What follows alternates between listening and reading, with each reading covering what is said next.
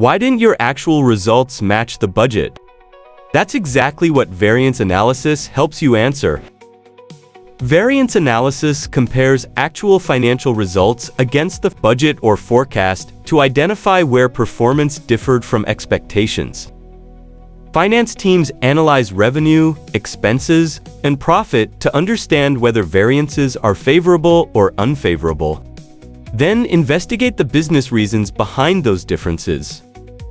The goal isn't just to explain what happened, it's to identify root causes and recommend actions that improve future performance.